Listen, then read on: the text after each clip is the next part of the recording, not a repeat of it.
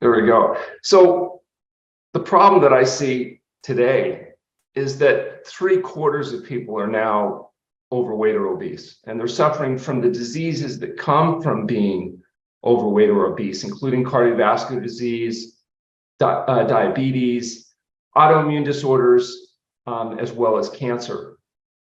And the cause of this problem is that people consume too many calories, and it results in excess adipose tissue. And not just fat, but in particular, a type of fat called visceral fat that produces inflammatory markers that are associated with causing these chronic diseases. And the reason people are overweight and have excess fat, and particularly visceral fat, is they're eating highly processed foods that contains chemicals that artificially stimulate dopamine in the brain. And dopamine is the neurochemical that's associated with pleasure. So the chemicals that are causing the pleasure trap, the chemicals that are fooling our brains, that are allowing us to systematically overeat, are sugar, oil, and salt. And that's why we talk about an SOS-free diet, because SOS is not only the international symbol of danger, but it stands for those chemicals that make us fat, sick, and miserable, including sugar, including refined carbohydrates, oil, including olive oil and fried foods and foods that contain oil, and salt, which contributes to passive overeating and disrupts the gut microbiome. So the result of this inclusion of chemicals in our feed that make us fat and sick is that we have people caught in what we call the dietary pleasure trap. They're addicted to the artificial stimulation of dopamine in their brains that induces pleasure, and are in a cascading cycle where, despite their best efforts, they'll consistently overeat. It's called the pleasure trap. It's the hidden force that undermines health and happiness. So, interesting enough, today, if you look at where calories come from in people living in industrialized countries, 93% of all the calories consumed come from eating either animal food or these highly processed pleasure trap chemicals, the oil, sugar, and refined carbohydrates. Only 7% of calories actually come from fruits and vegetables. And of those fruits and vegetables, 1/3 of those are potatoes, and most of those are served as potato chips and French fries. So actual whole foods now represent such a small percentage of the diet that in many people, it's not a statistically significant percentage of their actual food intake. So what's the answer? The answer is to address the cause of health: diet, sleep, as well as exercise. It means eating an exclusively whole plant food diet that's free of this salt, oil, and sugar. So a vegan SOS-free diet. It's also suggested if you limit your feeding window to, say, 8 hours a day, that you'll have 16 hours a day of fasting and 8 hours a day of feeding. And if you limit your feeding window to 8 hours, the tendency to overeat is reduced.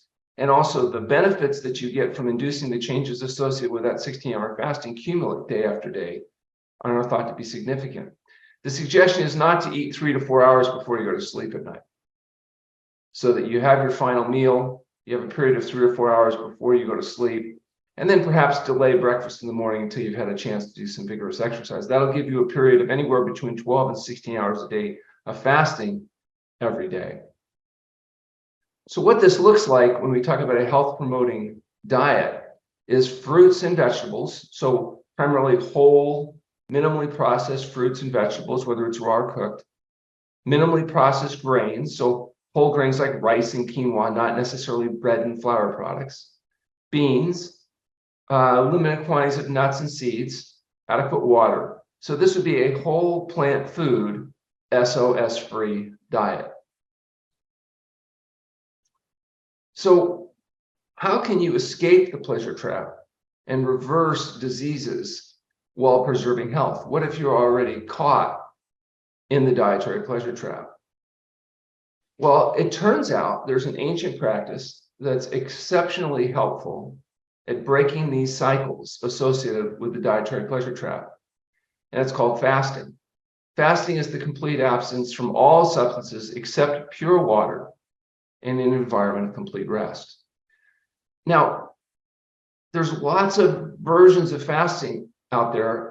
Today, I'm going to be talking specifically about prolonged water-only fasting, and it's important with water-only fasting that rest is included.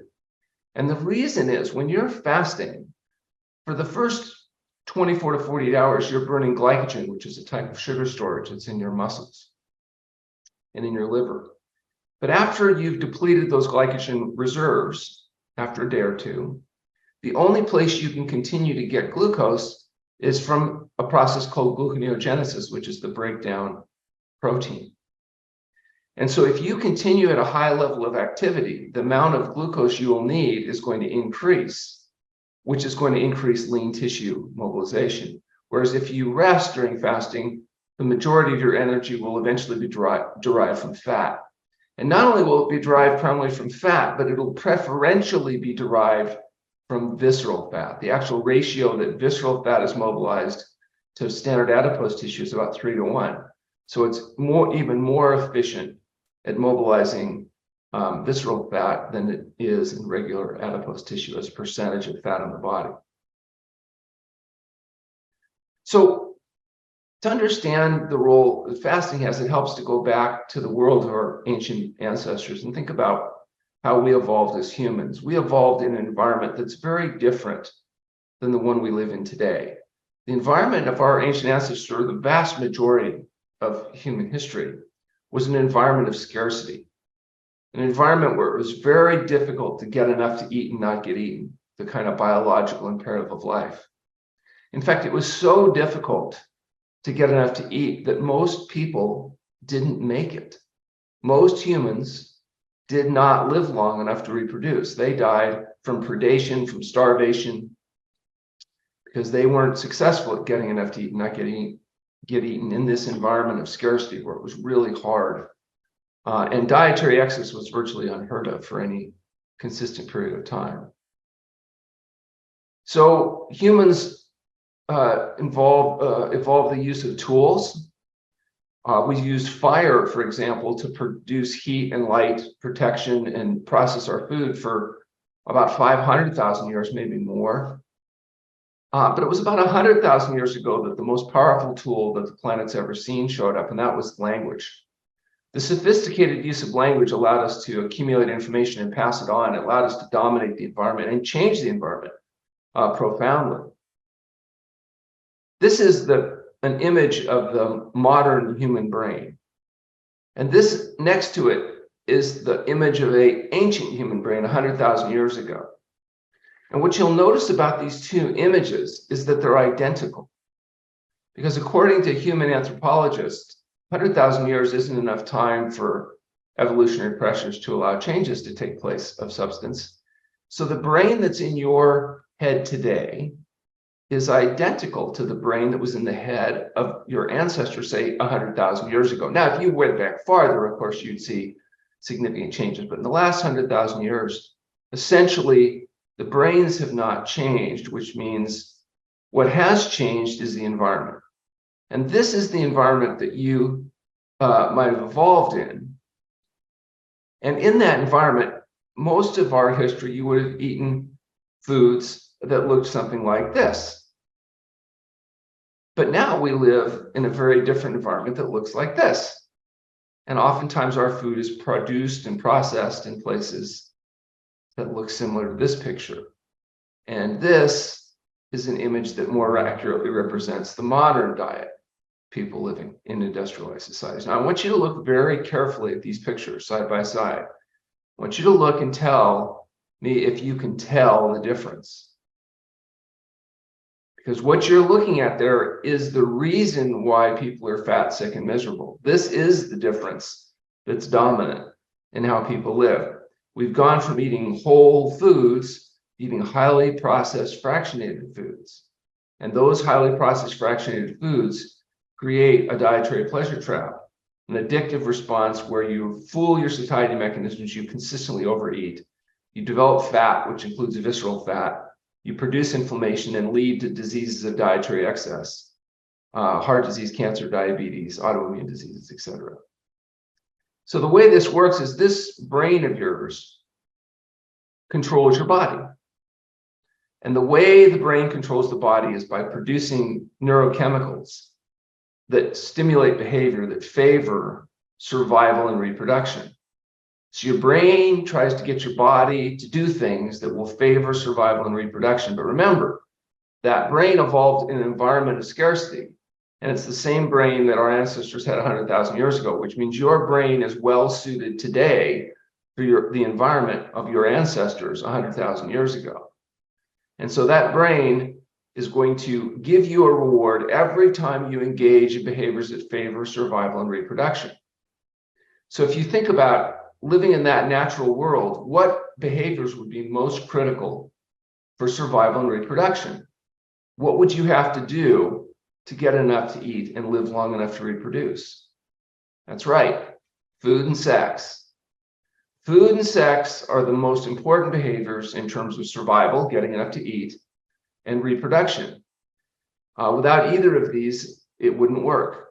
Food and sex, food and sex, food and sex. Those are the only natural stimulants of dopamine that are concentrated, unless you're a male human. If you're a male human, of course, it's entirely different.